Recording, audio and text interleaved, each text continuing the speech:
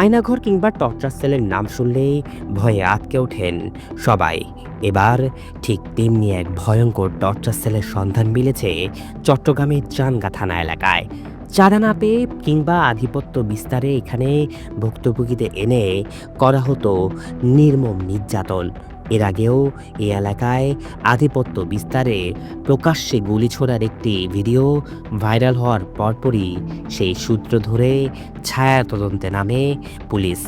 এরপর বেরিয়ে আসে একের পর এক চাঞ্চল্যকর তথ্য।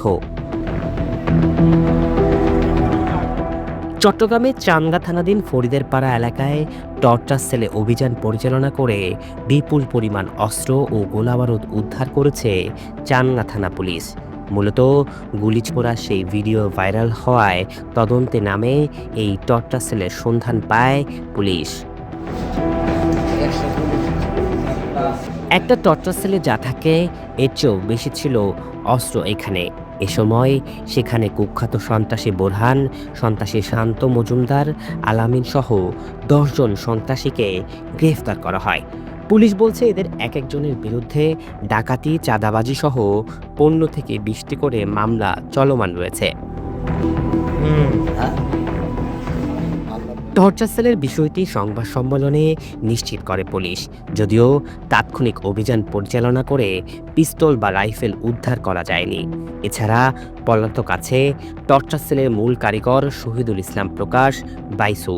তাকে ধরতে অভিযান পরিচালনা করা হচ্ছে বলে জানায় পুলিশ। অস্ত্রধারী সন্ত্রাসী শহীদুল ইসলাম প্রকাশ বুইসা তার সহযোগীদের নিয়ে এলাকায় আধিপত্য বিস্তারের লক্ষ্যে শোডাউন দিয়ে প্রকাশ্যে শর্টগান ও পিস্তল দিয়ে ফায়ার করেছে মর্মে চাঁদগাঁও থানা পুলিশ অবগত হয়। তৎক্ষণাৎ গোয়েন্দা তথ্যের ভিত্তিতে অফিসার ইনচার্জ জনাব আফতাব উদ্দিনের নেতৃত্বে একটি শক্তিশালী টিম ঘটনাস্থলে উপস্থিত হয় এবং থানা টিমের সাথে একই সাথে চাঁদগাঁও র্যাব 7 CPC 3 এর একটি টিম সহ আমরা চাঁদগাঁও থানাধীন বহদ্দারের কাঁচাবাজারের পিছনে মাছ বাজারের উপরে ৩য় তলায় সন্ত্রাসীদের আস্তানা ও গোপন টর্চার সেলে একটা অভিযান পরিচালনা করে থাকি। উক্ত আস্তানা থেকে কুখ্যাত অস্ত্রধারী সন্ত্রাসী শহীদুল ইসলাম বুইসার সহযোগী মোহাম্মদ বোরহান উদ্দিন, ২ নম্বর শান্ত মজুমদার, ৩ নম্বর মোহাম্মদ আলামিন, ৪ নম্বর মারুফ, ৫ নম্বর মিজানুর রহমান, ৬ নম্বর রোকন উদ্দিন, ৭ নম্বর মোহাম্মদ অন্তর, ৮ নম্বর খড়পাল, ৯ নম্বর মোহাম্মদ রাহাত এবং মোহাম্মদ ফরহাদ সহ টোটাল ১০ জনকে আমরা আস্তানা থেকে গ্রেপ্তার করতে সক্ষম হই এবং উক্ত আস্তানা থেকে ভ্যারাইটিস আইটেম বিভিন্ন সন্ত্রাসী কার্যকলাপে ব্যবহার করা চাঁদাবাজি, ছিনতাই এবং শহরের যত অপরাধ আছে, কিশোর গ্যাংয়ের অপরাধ পরিচালনা করার জন্য যত ধরনের অস্ত্রশস্ত্র সরঞ্জামাদি আমরা এই ধরনের প্রায় ২৫ জনের আইটেম আমরা উদ্ধার করতে সক্ষম হই।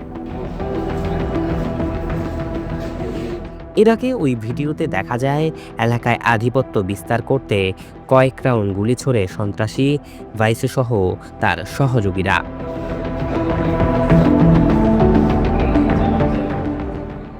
নিউজ ডেস্ক, দৈনিক আজাদী।